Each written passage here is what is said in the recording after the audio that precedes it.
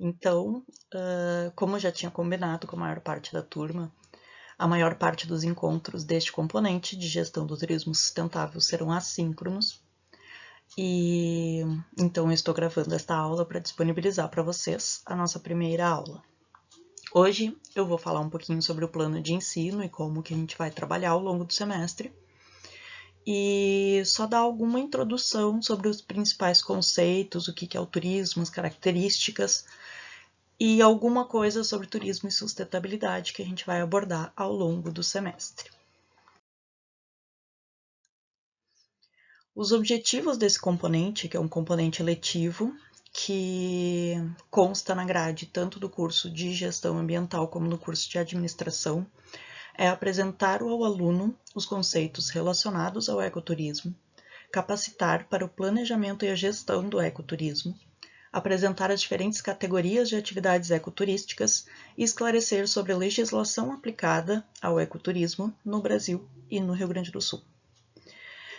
Esse é um dos problemas que eu vejo na montagem desse componente, porque turismo sustentável e ecoturismo não são exatamente a mesma coisa. Tá?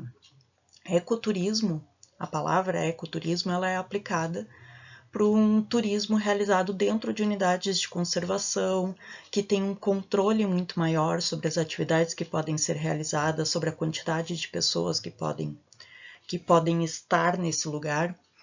E turismo sustentável já é o manejo, a gestão de todas as atividades turísticas, sejam elas da natureza que forem, né? Sejam com o objetivo de atrativos naturais, culturais, históricos. Então, independente do objetivo da viagem, da visita,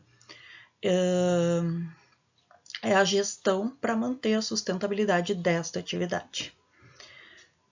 Como o nome do componente é gestão do turismo sustentável, eu vou puxar mais, e até porque, né, tendo essa questão da turma da administração junto, o foco deste componente vai ser mais na gestão do turismo sustentável como um todo, tá? Eu vou abordar, sim, o trabalho em unidade de conservação e tudo mais, mas a gente vai abordar todas as modalidades do turismo e como, né, que estratégias a gente tem para gerenciar o turismo de uma forma mais sustentável.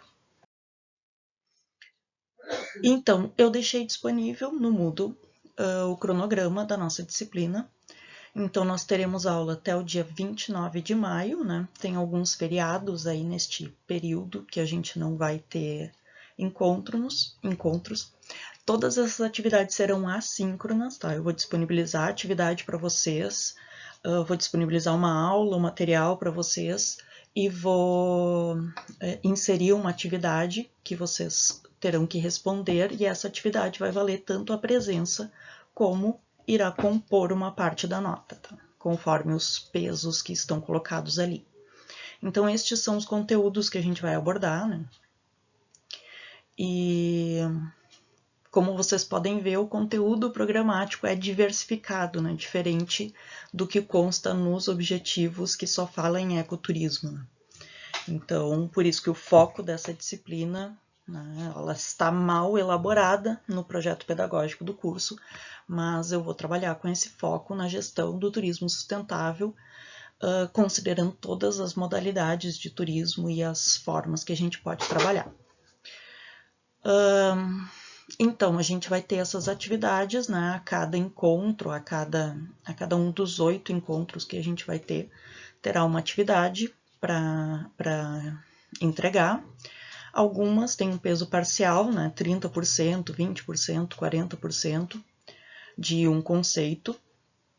E o último conceito, né, são 3 notas no semestre, então a última nota será um trabalho final.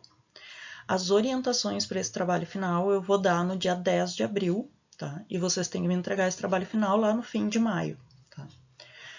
E neste trabalho final, vocês vão elaborar um relatório avaliando de forma crítica, né? Com base nas informações que eu vou passar para vocês sobre impactos positivos e negativos do turismo. Vocês vão fazer uma avaliação crítica da sustentabilidade de determinado empreendimento turístico que vocês conhecem, que é próximo à residência de vocês ou que vocês têm condições de visitar. E então esse vai ser o trabalho final. Este trabalho final pode ser realizado em duplas, caso vocês tenham condições de fazer isso com segurança, tá? Se não for possível, não tem ninguém que mora aqui perto, ninguém que possa fazer a atividade comigo, pelo menos a visita, o empreendimento, né?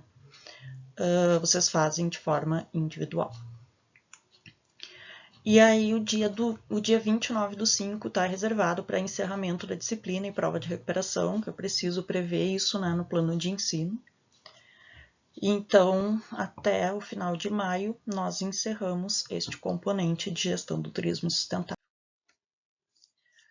Então, a avaliação, como eu disse, né, o conceito 1, serão 3 atividades com os pesos previstos ali. Na verdade, a atividade 3 tem peso de 40%, né? Isso está errado ali. E o conceito 2 serão as atividades 4, 5, 6 e 7, né? Que a soma deles também vai compor o 100% do conceito 2. E o conceito 3 será esse trabalho final de avaliação, que pode ser individual ou em dupla. Caso alguém não consiga atingir a média, tá? Prestem atenção em entregar as atividades, porque as atividades também valem presença, né? Como a gente não vai ter encontro síncrono, a atividade constará como a presença do componente. Então, evitem perder atividades para não receber faltas, porque reprovação por falta não tem recuperação.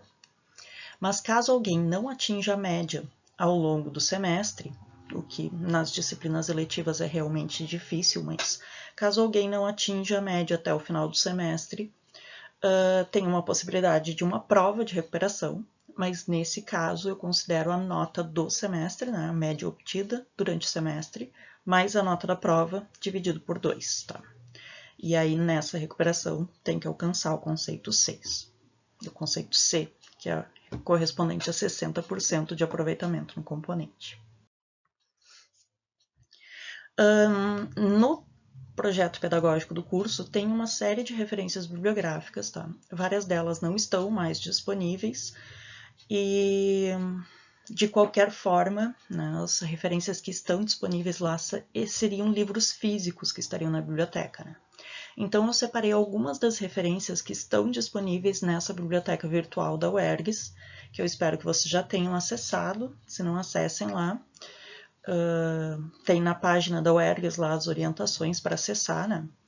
A partir do momento que vocês estiverem cadastrados na plataforma como usuários da UERGS, vocês podem entrar direto nesses links. São 3 livros que eu selecionei ali, mas tem outros livros sobre turismo, então vocês podem lá só pesquisar pelo título ou assunto turismo, que aparecem vários títulos. Eu separei os que trabalhavam mais com esse tema de turismo e sustentabilidade. E além disso, no site do Ministério do Turismo tem uma plataforma, né, que é Dados e Fatos, e lá dentro tem uma série de publicações que podem ser consultadas, além de dados estatísticos, né, recentes, de histórico. Então, se vocês pretendem trabalhar com isso, de repente fazer um trabalho de conclusão com o tema do turismo, nesse portal é possível conseguir muita informação.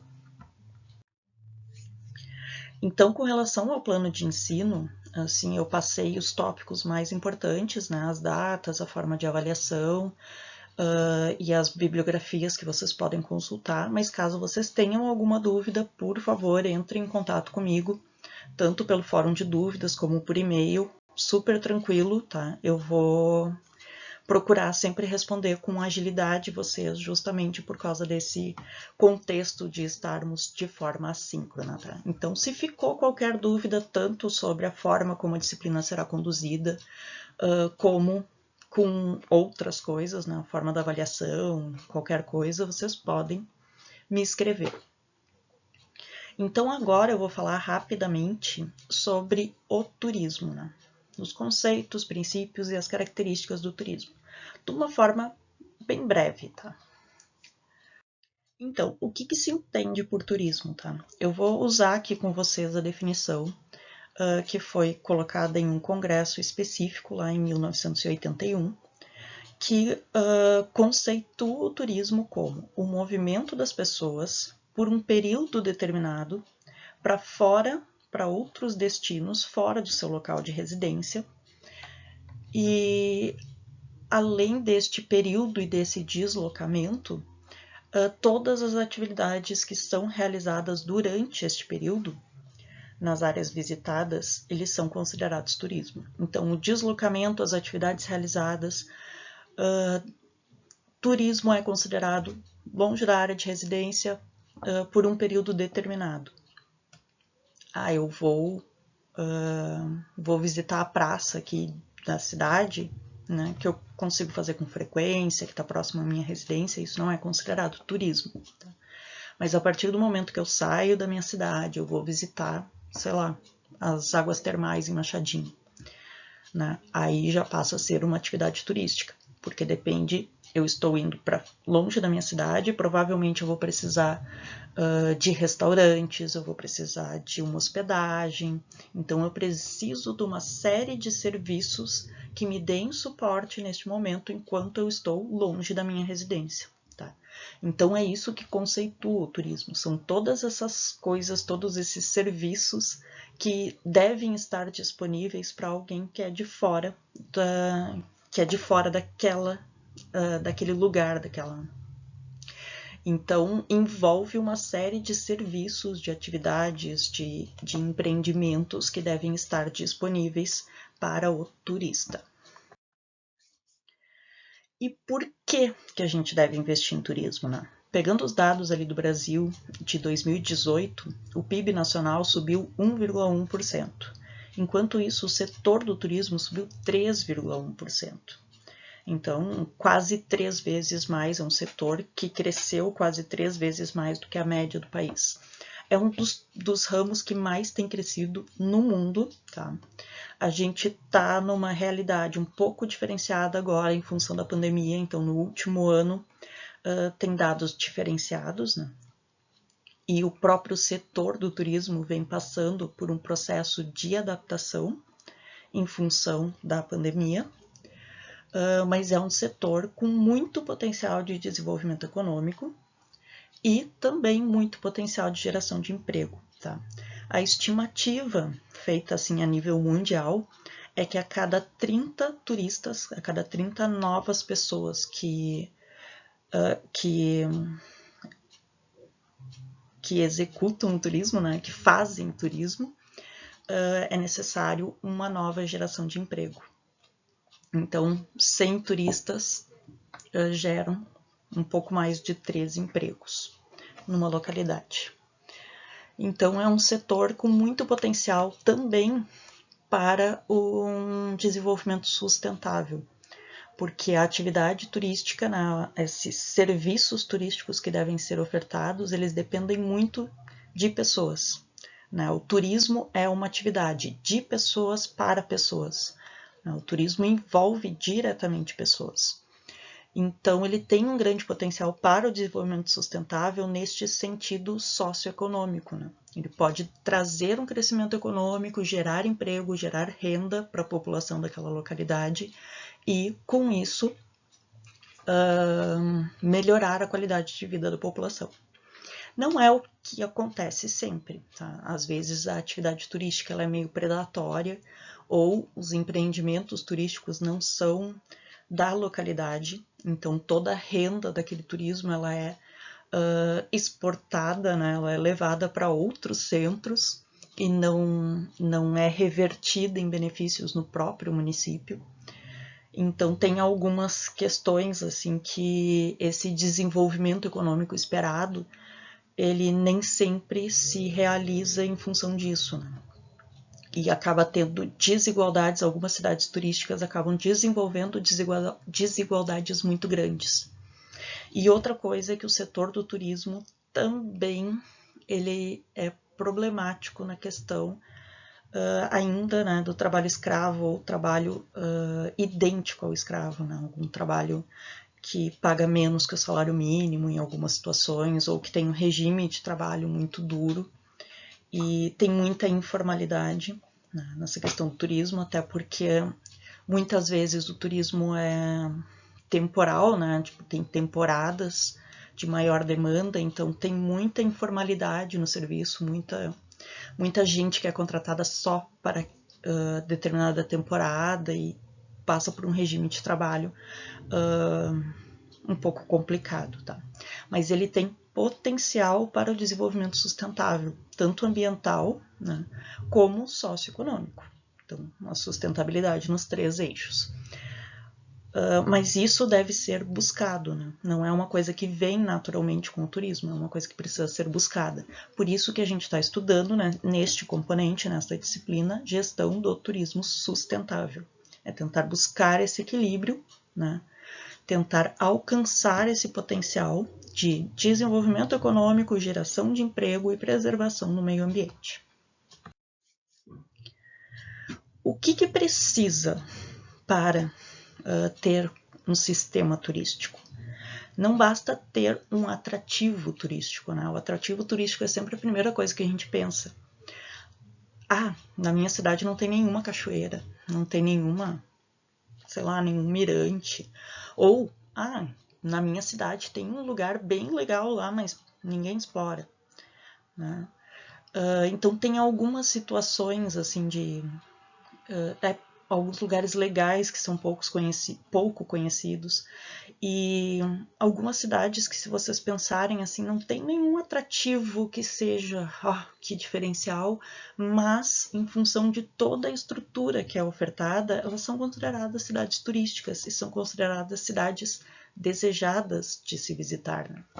Então, o sistema turístico, ele depende de uma série de elementos, não basta ter um atrativo, não basta ter um elemento que chame a atenção das pessoas. A gente tem que fornecer mais uma série de serviços que vão compor e realmente atrair o turista para lá.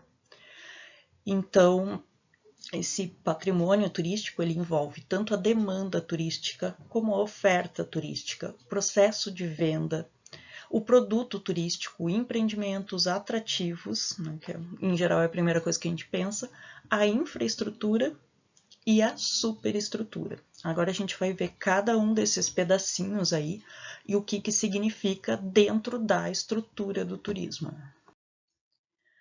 Então, o que é a demanda turística? A demanda turística, ela se refere à quantidade de turistas que visitam cada localidade. Então, a demanda para a cidade de Punta del Diablo, né, para a praia de Punta del Diablo, no Uruguai, a demanda durante o período de carnaval é extremamente grande, né? Muitas pessoas querem passar o carnaval lá e a praia, uma praia que é normalmente de pescador, mais deserta, mais tranquila, é uma praia que lota, assim como está aparecendo ali, né? Um formigueiro de pessoas. Então, ela se refere tanto a essa quantidade de turistas que desejam visitar o local, como o investimento econômico para a permanência do turista no local. Por exemplo, Punta del Diablo, né? Pode ter muita gente que quer ir para lá, mas chega um momento que não tem mais hospedagem, né? E, na verdade, assim, Punta del Diablo tem pouca infraestrutura turística, né? As pessoas, os moradores da praia saem de suas casas, alugam as suas casas, só enche tanto assim de gente porque os moradores saem de lá, alugam as suas casas para o período de carnaval. E tem amigos meus que já passaram o carnaval em Punta del Diablo e passaram assim por situações de faltou cerveja nos mercados, faltou arroz no mercado, sabe? Faltar elementos básicos, pensando em elementos básicos em carnaval, né? Vou incluir a cerveja nos elementos básicos, mas falta de elementos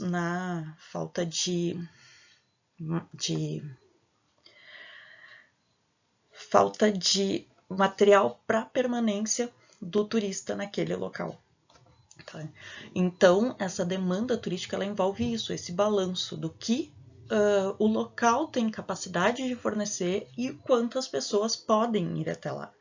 Então, Punta del Diablo é um exemplo de um local turístico que recebe muita gente em determinado período e não tem essa estrutura, esse investimento econômico para a permanência do turista no local. Já a ilha de Porto Belo, por exemplo, em Santa Catarina, ela, para garantir a sustentabilidade das atividades que são desenvolvidas lá e garantir aquele clima que ela passa, né, de beleza, de história, ela acabou limitando a visita à ilha a 1.879 pessoas. Então, eles têm um controle de quem entra na ilha e tudo mais.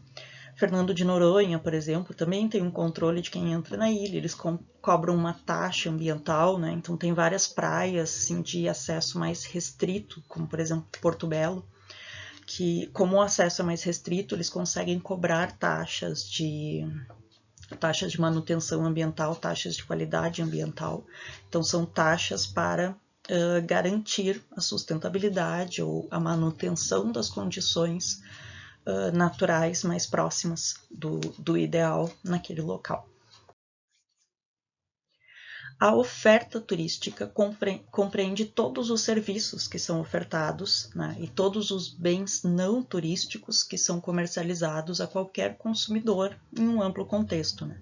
Então, o processo de venda ele é distinto do convencional porque exige o deslocamento ao local de consumo. Né. Então, a pessoa não está no mercadinho da esquina, a pessoa se desloca, ela está em outro local, então ela não conhece, eu não sei que esse restaurante é bom, ela passa por todo aquele processo de experiências, né?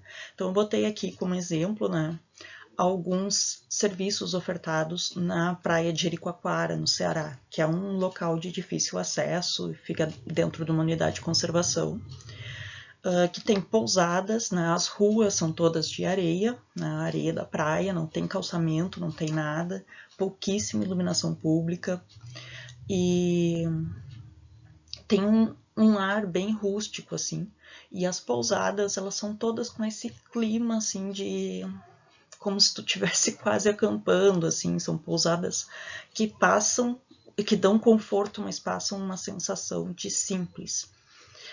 Os restaurantes, né, na beira da praia ou próximo à praia. É uma praia muito pequena, então tudo fica próximo à praia. E passeios de buggy, então tudo isso são ofertas turísticas, são serviços que são ofertados para garantir a permanência do turista naquele local. A oferta turística. A oferta turística ela se separa em duas partes, tá? Tem a oferta turística diferencial, que são aqueles atrativos inerentes ao local. Não é aquilo que a gente constrói para receber os turistas, é aquilo que atrai o turista. Tipo, se tiver estrutura, alguém vai vir para cá. Então, a parte técnica são os equipamentos e serviços, a estrutura que a gente constrói, que a gente garante para que o turista venha até ali. E a oferta turística diferencial são os atrativos, são os atrativos turísticos que podem ser naturais, históricos, sociais, culturais. Né? Tem uma série de atrativos possíveis, né, que motivam o deslocamento do turista até aquele local. Então, a oferta turística diferencial é aquilo que atrai a pessoa. Mas a oferta turística diferencial sozinha não é nada, porque não interessa que o local seja belíssimo se não tiver a estrutura técnica, a oferta turística técnica, não tem como o turista acessar aquele local, visitar aquele local, ou vai aparecer um turista, mas vai aparecer um a cada semana, um por mês, para garantir uma sustentabilidade da atividade turística, para garantir que tenha vários turistas visitando o local, se interessando pelo local, divulgando para outras pessoas, atraindo outras pessoas para lá, precisa ter a oferta turística técnica, precisa ter a infraestrutura local. Então, não basta existir o atrativo turístico, né? Para ter o sistema de turismo, eu preciso ter a oferta turística diferencial e a oferta turística técnica. O produto turístico, o que a gente chama de produto turístico, é praticamente o conjunto de tudo que é disponibilizado e ofertado, né, em determinado local. Então, aqui tem um exemplo, né, do produto turístico que o Peru desenvolveu para atrair os turistas para lá. Então, envolve atrativos, facilidades, acesso, divulgação, hospedagem, facilidade de acesso à informação turística, transporte, serviço de alimentação, serviço de recepção, uma série de serviços, né? Então, esse conjunto global de tudo que está disponível, né, para tu acessar aquele local, como, por exemplo, restaurantes com diversidade de preços, né? Não adianta ter restaurantes caríssimos ou restaurantes simplórios, né? Precisa ter variedade de restaurantes para atender a maior parte do público. Igualmente para transporte, para hospedagem e tudo mais, tá? Então a gente precisa ter uma diversidade grande de serviços e de atrativos e de facilidade de acesso, facilidade de informação, e tudo isso, esse conjunto todo é chamado de produto turístico. Então, quanto mais bem elaborado estiver o produto turístico, que é o conjunto de todas as possibilidades, né? Eu tenho um atrativo cultural ali, digamos, cidade de Machu Picchu, se eu não me engano, que está ilustrada aí nessa imagem do Peru. Mas, além disso, eu preciso ter outros atrativos, né? Tá, eu tô lá, eu visitei a cidade, tá, não tem mais nada. Tá, visitei a cidade de Machu Picchu, né? Visitei a cidade histórica de Machu Picchu, não tem mais nada para fazer.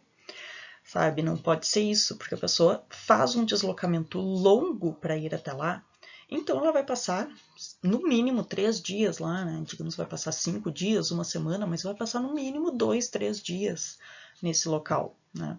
Para compensar esse deslocamento longo. Então precisa ter uma variedade de atrações, precisam ser oferecidos outros serviços considerados atrativos para atrair esse público e para entreter esse público, né, manter este público envolvido com o turismo local e girando a economia do turismo local durante este período. Então não basta ter um atrativo turístico, tem que ter um conjunto. Empreendimento turístico, tá? É chamado os serviços adquiridos pelo turista, que integra 2 elementos, equipamentos e instalações.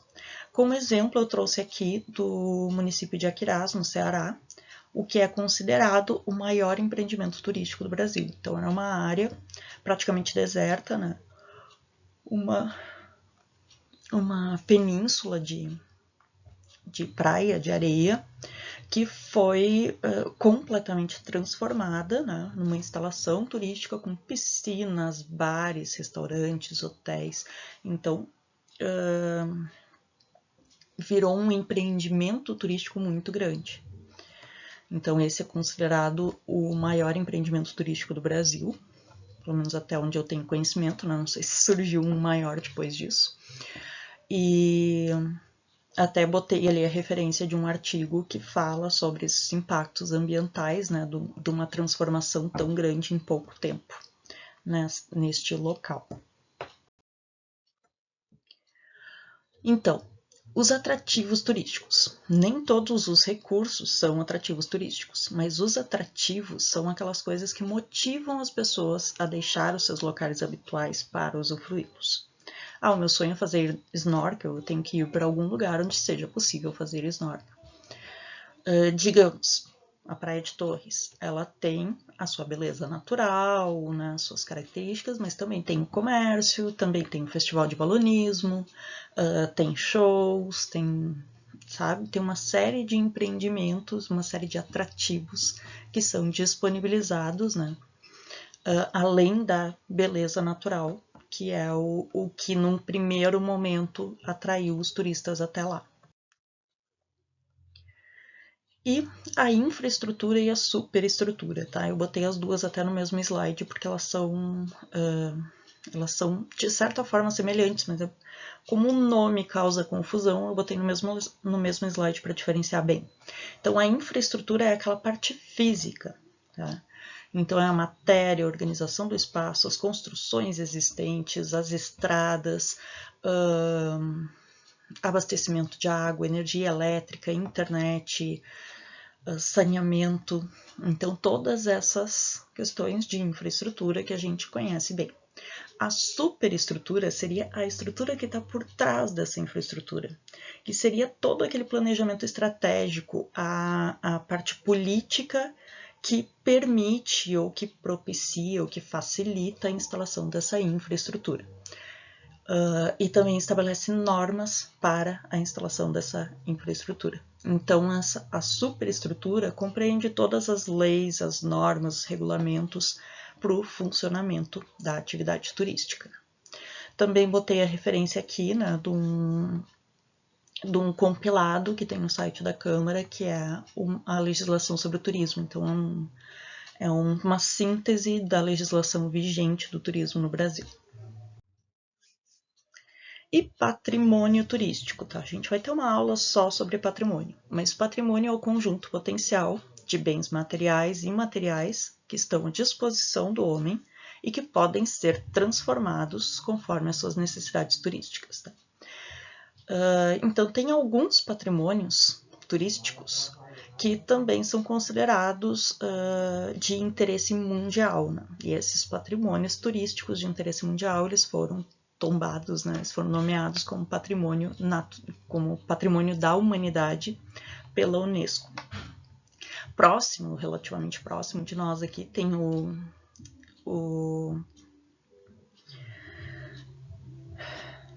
em São Miguel das Missões, ali a parte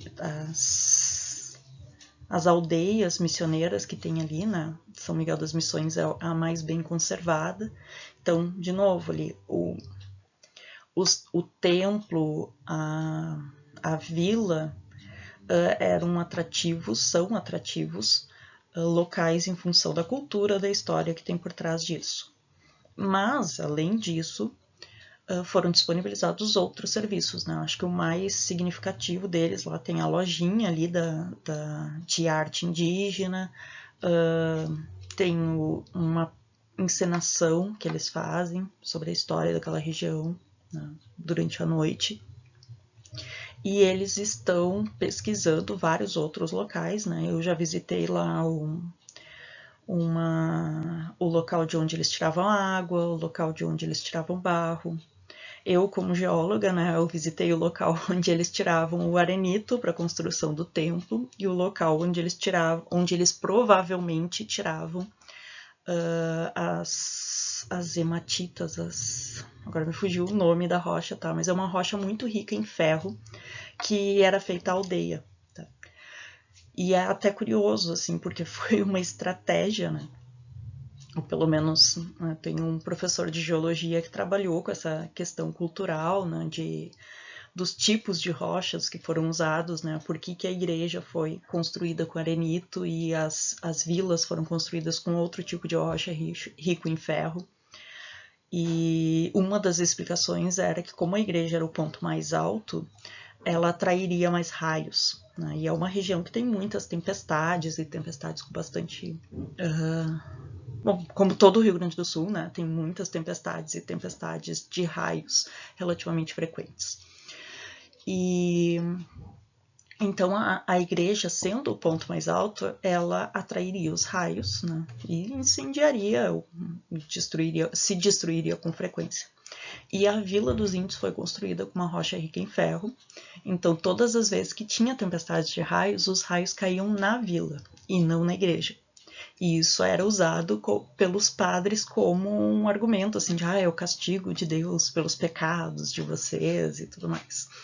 Então tem uma questão cultural até no tipo de curiosidades aleatórias, uma questão cultural até no tipo de rocha que foi usado, né, nessa instalação da aldeia, né. E outro exemplo relativamente próximo é o Parque Nacional de Iguaçu, né, que é considerado um patrimônio natural da humanidade pela Unesco.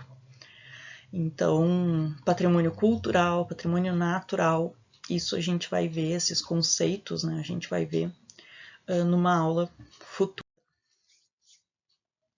Bom, a gente viu um pouco sobre o que é necessário para o turismo, né?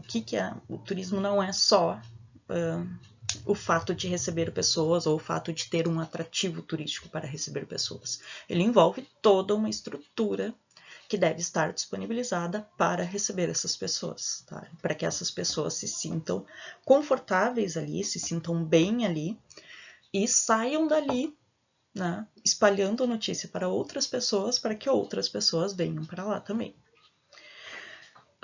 E onde entra o conceito da sustentabilidade nisso, tá?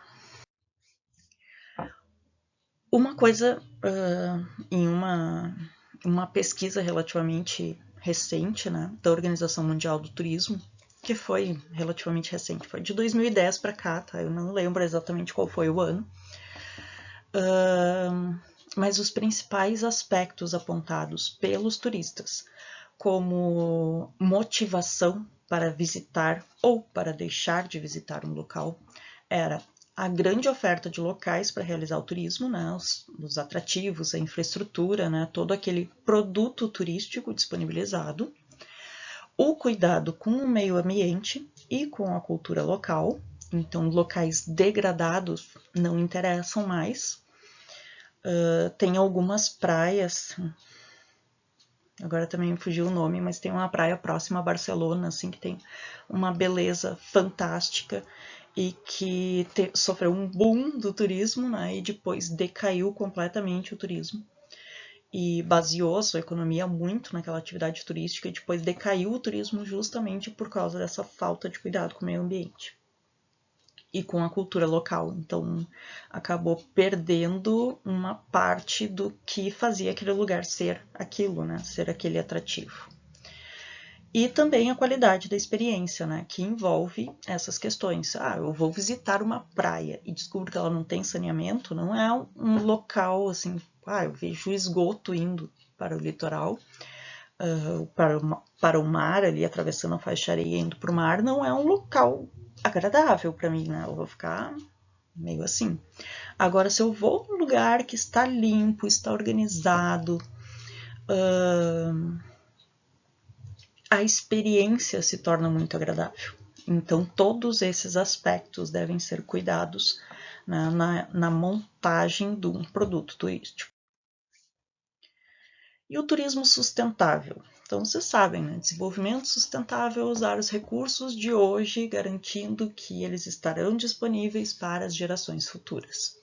Então, transferindo isso para o setor do turismo, turismo sustentável é aquela atividade que satisfaz as necessidades dos visitantes hoje, né?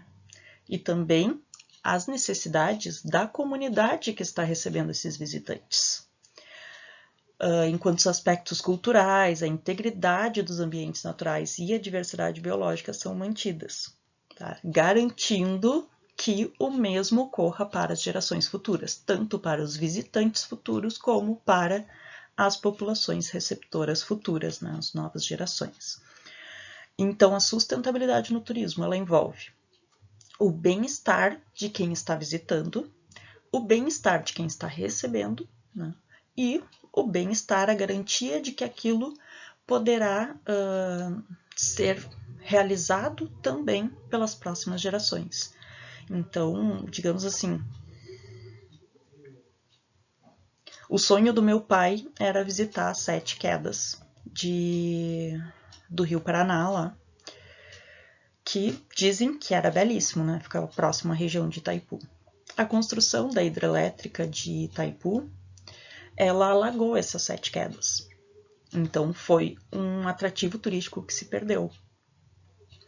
Então, tem essas questões assim, no caso, meu pai não pôde visitar, mas digamos assim, se meu pai tivesse visitado, tivesse dito, aquele lugar é fantástico, mesmo sem ele ter ido, ele me disse, eu queria visitar aquele lugar e ele não existe mais. Se ele tivesse visitado e dissesse, aquele lugar é fantástico, eu gostaria que tu fosse lá também, sabe? Essa recomendação familiar, ela é muito forte, né? Então, tem lugares que eu fui que eu gostaria de levar as minhas filhas um dia, sabe? E essa experiência, ela é interessante de passar de geração para geração. Só que o turismo tem que ser sustentável para que isso aconteça. Eu, por exemplo, passei a minha lua de mel em Jericoacoara. E o que tem acontecido, e quando eu estava na lua de mel, eu pensei que lugar agradável, né, para estar com crianças, por exemplo. E eu sempre pensei, tipo, um dia eu quero levar minha filha para lá, né? Um dia que eu tiver dinheiro, eu quero levar minha filha para lá. Mas, agora, minhas filhas, né? Mas, recentemente, a exploração do turismo de Jericoacoara tem sido tão forte que boa parte do ambiente está se degradando. Aquela essência daquele ambiente que tanto tinha me agradado naquele momento, que tanto tinha me atraído naquele momento, ela está se perdendo. Né? Uma das coisas é que Jericoacoara era um local de difícil acesso. Então, quem ia para lá era quem estava com vontade de ir para lá mesmo, sabe? Quem curtia a natureza e estava disposto a atravessar um imenso campo de dunas num buggy. Ou num pau de arara, num daqueles caminhõezinhos que são meio que transformados em ônibus. Mas tinha que ser 4x4, senão tu não chegava na ilha, na praia de jeito nenhum. Hoje tem depois criaram um heliporto lá, agora estão prestes, se já não construíram um aeroporto lá. Então isso está facilitando o acesso de muita gente que não tem esse mesmo respeito, né, com a cultura local, com o ambiente local, né. Então atrai uma quantidade maior de pessoas e a quantidade maior de pessoas pode afetar de forma mais significativa a cultura local e o meio ambiente local. Então são várias questões assim que são colocadas. Tem uma praia do Nordeste que também é sempre citada como exemplo de insustentabilidade da atividade turística, que é a praia de Canoa Quebrada. Ainda tem muita gente que recomenda Canoa Quebrada e você já deve ter visto muito pacote turístico vendendo os pacotes turísticos oferecendo Canoa Quebrada. Mas Canoa Quebrada era uma praia que ganhou fama pelas questões ambientais e sociais daquele local. Né? Ela tinha uma beleza natural fantástica, né? Tinha aquela comunidade de pescadores que também davam aquela sensação de que tu estava em outro local, né? Num local, numa comunidade de pescadores, um local tranquilo e tudo mais. E ela passou a receber tantos turistas que as comunidades de pescadores ficou muito caro para esses pescadores se manterem naquela praia, então acabou expulsando a comunidade local pelo aumento dos preços de todos os serviços e mantimentos necessários. E muita gente, degradação ambiental, e ela acabou perdendo o charme que ela tinha. Então, teve gente que foi para Canoa Quebrada em determinado período, achou fantástico, e quando voltou se decepcionou, porque se transformou, né? O ambiente se transformou. Ainda é um local muito visitado, mas é um local visitado mais pela fama do que... E realmente é um lugar bonito. Só que quem conheceu, que não foi meu caso, né? Mas quem conheceu a praia de Canoa Quebrada antes da degradação diz que o que se perdeu é muito, sabe? Canoa Quebrada é uma praia bonita, mas é uma praia bonita como praticamente qualquer outra do Nordeste, sabe? Então tem um charme, tem aquilo que realmente atraía as pessoas para lá e que fez ela ganhar fama. Aquilo se perdeu.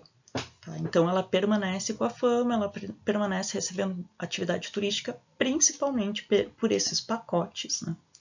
Mas não é um turismo desenvolvido com sustentabilidade. Em geral, os pacotes turísticos não são desenvolvidos com sustentabilidade, tá? Porque aquilo que eu comentei antes de empresas de fora que fazem a venda ou que... Então, os recursos do turismo acabam indo para outra empresa. Então, aquela empresa ganha... Ela que recebe o dinheiro do transporte, da hospedagem, de vários passeios locais, né? E ela distribui, né, para os serviços que foram contratados. Então, por um lado é bom porque ela leva muito mais gente para lá, só que por outro lado as perdas locais são muito grandes, né? Porque fica muito mais dinheiro fora da cidade, fora daquele local, fica com estas empresas que estão sediadas em outros locais do que na comunidade local mesmo. A grande questão da sustentabilidade no turismo, existe um antagonismo no turismo. Por quê? Principalmente em áreas naturais, mas isso vale para as questões sociais também. Ao mesmo tempo que se desenvolve a atividade, né, agregando valor àquele local, eu tenho uma cachoeira bonita aqui, eu vou montar uma estrutura para receber pessoas, para mais pessoas verem essa cachoeira bonita. Bom, então agrega valor à destinação. Mas, na maioria das vezes, este processo acaba degradando o próprio atrativo. Então, a grande questão da sustentabilidade no turismo é essa. A gente atrai as pessoas por causa de uma característica que acaba se perdendo, muitas vezes em função da atividade turística. Então, tem várias questões sociais que se perdem pela interação muito grande com pessoas de fora. Tem questões ambientais que se perdem pela falta de estrutura para receber toda aquela comunidade naquele local, ou pelo excesso de carga, né? São muitas pessoas e o local, o atrativo, aquelas características daquele local, elas não comportam tanta gente, então acaba degradando a vegetação local, o tipo de solo, né? Por exemplo, em trilhas, que muita gente passando, principalmente em solos mais sensíveis, a degradação do solo acaba se tornando evidente e acaba prejudicando até a paisagem local e o bem-estar do visitante. Então, a relação do desenvolvimento sustentável com o turismo, ela é uma estratégia competitiva válida, tá? Que a gente tem que buscar o uso turístico do local, a preservação do meio ambiente e a melhoria das condições de vida daquela localidade, de uma região, do local, do país, tá? Então a gente tem que equilibrar esses pontos, o uso turístico, a preservação do ambiente e a melhoria das condições de vida daquela sociedade. Equilíbrio econômico, ambiental, social, né? Então é o legítimo tripé da sustentabilidade. O uso turístico vai trazer rendimentos. A preservação do ambiente vai trazer a sustentabilidade e a melhoria das condições de vida. A preservação do ambiente vai trazer a sustentabilidade ambiental, a melhoria das condições de vida vai trazer a sustentabilidade social. Se a atividade é desenvolvida sem sustentabilidade social e as desigualdades se tornam muito grandes, uma das consequências, que é uma das coisas que aconteceu em Canoa Quebrada, inclusive, uma das consequências é a violência, né? Violência, assaltos. Então, os turistas que prejudicaram a forma de vida daquela comunidade, aquela comunidade tende a revanchear, tipo, é meu direito agora, eu não consigo comprar comida por causa desse povo que tá aqui, então é meu direito agora tirar, né, assaltar esse povo, pegar dinheiro deles, né, eles têm dinheiro sobrando, então, né, então acaba fomentando a violência, essa questão da desigualdade, além de ser desagradável aos olhos do visitante, se bem que isso as autoridades em geral conseguem esconder de alguma forma, né? Rio de Janeiro, inclusive, destruiu um morro, derrubou um morro inteiro, daqueles morros que tem no Rio de Janeiro. Rio de Janeiro derrubou o morro inteiro, com o material do morro fez o aterro do Flamengo, então fez uma prainha nova, e facilitou o acesso ao centro, né? Então a justificativa era essa, mas naquele morro tinha as primeiras favelas do Rio de Janeiro. Então a estratégia para sumir com as favelas foi tirar o morro. Como eles viram que não funcionava, porque as pessoas subiam em outros morros, eles não iam destruir todos os morros do Rio de Janeiro, né?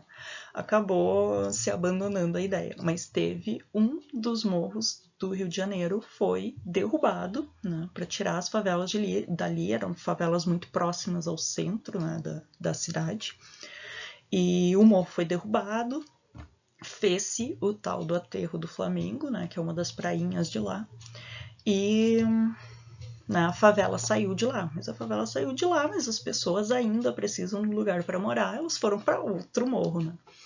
Nada mais natural, nada mais óbvio, né?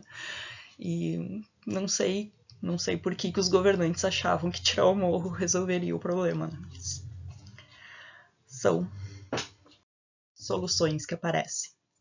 Então, como isso é possível? Como que a gente consegue alcançar esse equilíbrio, né, entre a questão social, ambiental e econômica, tá? Eu vou trazer alguns exemplos aqui, não que eles sejam exemplares, não haja falhas nesses processos, tá? Porque há muitas falhas. Só que são alguns exemplos de como um certo equilíbrio foi alcançado, tá? Um deles é a Chapada Diamantina. Esse exemplo é marcante para mim porque eu, como geóloga, sei das questões da mineração, né, e de como a mineração afeta e degrada o meio ambiente.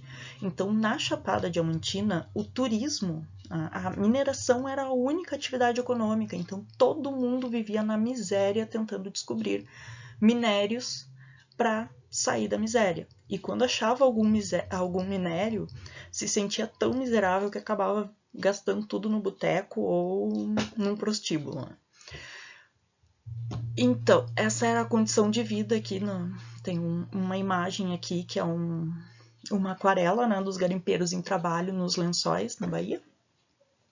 Né, então, eram condições de trabalho nada ideais e não tinha sustentabilidade nenhuma, né? Eles não tinham uma garantia de renda e são poucas as pessoas que realmente conseguiram mudar de vida a partir da atividade mineira. Então, a Chapada Diamantina, o turismo foi uma ótima alternativa, foi uma alternativa muito mais sustentável para substituir essa exploração predatória de pedras e minérios como principal atividade econômica do local. Então, deixou de ser a exploração mineral a principal atividade econômica do local e passou a ser o turismo. E existem várias atividades lá que são desenvolvidas, né, nesse sentido de sustentabilidade, como as trilhas griot, que são roteiros de base comunitária, né, que tem caminhadas com a população local e tem passeios de barco com a população local, visitas nas casas improvisadas das rochas de Iguatu, por exemplo, que essas casas nas rochas eram usadas pelos mineiros, né? A culinária local típica, a paisagem local, que é bastante agradável. Então, para a Chapada Diamantina foi uma solução bem razoável de melhorar a sustentabilidade das atividades. Fernando de Noronha é outro exemplo, né? Então, Fernando de Noronha é uma cidade, uma ilha de difícil acesso.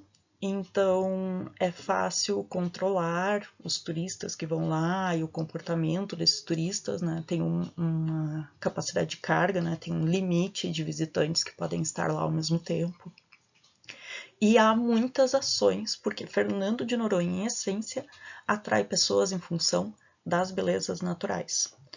A paraninfa da minha turma de formatura, um pouco antes da nossa formatura, a gente se formou em janeiro, né? Então, naquelas férias ali, naquele período ali de Natal, Ano Novo, ela tinha ido para Fernando de Noronha. E eu nunca me esqueço que ela disse assim, é tanta beleza que chega a cansar os olhos. Eu fiquei imaginando o que será que é isso, né? Tanta beleza que chega a cansar os olhos. Eu não sabia nem para onde olhar de tanto... Para onde tu olhasse era bonito, entendeu? Então é um local que atrai muito pelas suas belezas naturais. Então eles precisam cuidar disso para manter a atividade turística. Então eles cobram taxa ambiental de permanência na ilha e tudo mais. E eles têm, por exemplo, esse Parnamar, né? Eles garantem a acessibilidade, pessoas de cadeira de roda que podem acessar pontos turísticos que em outras condições, ali como são áreas naturais, né, em outras condições, sem essa estrutura, né, as pessoas com dificuldade de mobilidade jamais conseguiriam visitar. Então, eles investem também na primeira usina solar brasileira, foi em Fernando de Noronha, há ações de educação ambiental na própria praia, para as pessoas não deixarem lixo na praia e tudo mais. Tem ações de conscientização dos profissionais que trabalham na ilha com muita frequência. Então, idiomas, né? Qualificação para Libras, né? Para receber pessoas que precisam de tradutor de Libras, né? Então, os profissionais são treinados para receber todo tipo de público. O público é orientado para manter determinadas características, né? Para manter determinados hábitos e determinados comportamentos, para garantir que aquele local seja uma experiência agradável para qualquer um que visite. Outro exemplo agora da Amazônia, né, a reserva Mamirauá, tá, que fica no meio da Amazônia e ela é considerada também um exemplo de respeito à cultura local, de respeito às comunidades, né, numa região que atividades econômicas sustentáveis são essenciais. Então, é um local que é possível visitar e tem toda uma estrutura baseada na comunidade local para garantir que a renda daquele turismo não vá para fora da comunidade, né? Que ela seja revertida em benefícios para a própria comunidade. Então, a pergunta, né, que fica em função desse antagonismo na atividade turística, como garantir a sustentabilidade no turismo? Então, precisa ter uma preocupação com a promoção de iniciativas, de práticas e soluções que minimizem os impactos sociais e ambientais. Tá? E essa necessidade está cada vez mais visível, cada vez mais frequente no mundo. Mas como a gente satisfaz essa tendência, né, no mercado turístico? Como o Brasil precisa se adaptar para receber esses turistas que têm essas preocupações? O primeiro passo, claro, é conhecer, né? Conhecer quais são os impactos sociais e ambientais do turismo, sociais, ambientais e econômicos do turismo. Então, e conhecer esses impactos, tanto os benéficos, né? Porque impacto é um conceito que ele pode ser bom ou ruim. Então, tem impactos positivos e impactos negativos. Então, a gente precisa conhecer quais são os impactos econômicos, sociais e ambientais, positivos e negativos, né, para aquela comunidade e para o visitante que acessa aquele local.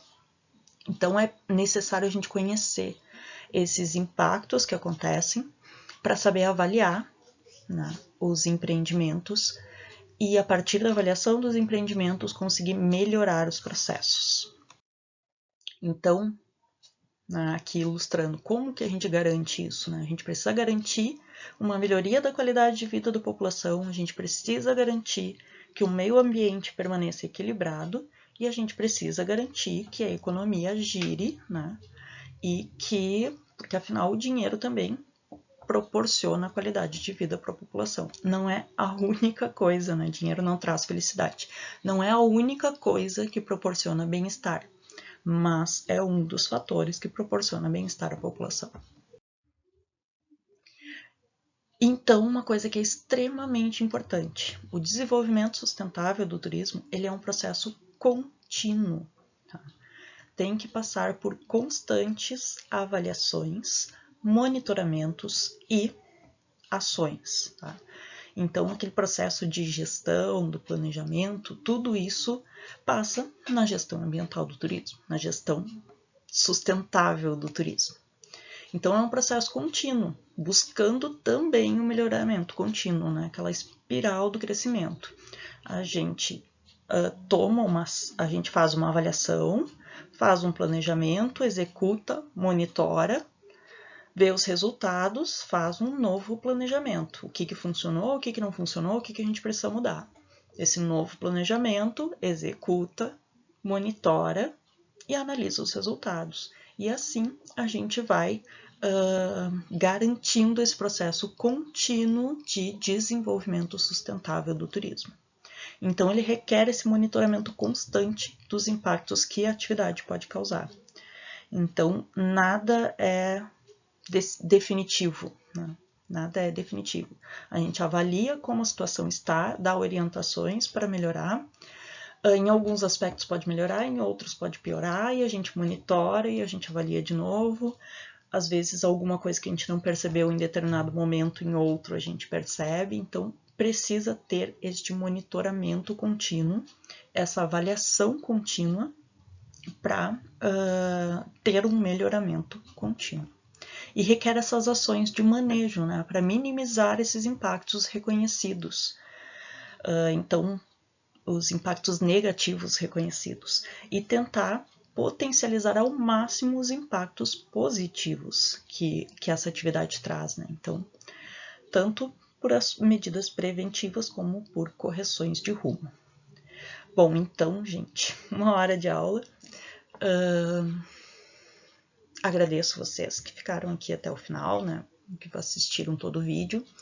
Esta é o conteúdo teórico assim que eu preparei para a primeira aula. Se tiverem qualquer dúvida, entrem em contato comigo. E agora vai ter uma atividade disponível para vocês no Moodle que vocês podem fazer.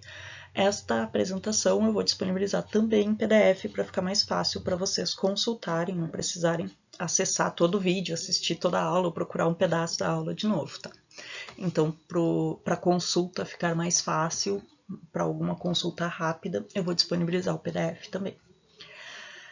Então, pessoal, por hoje é isso. Qualquer dúvida, entre em contato comigo e até semana que vem.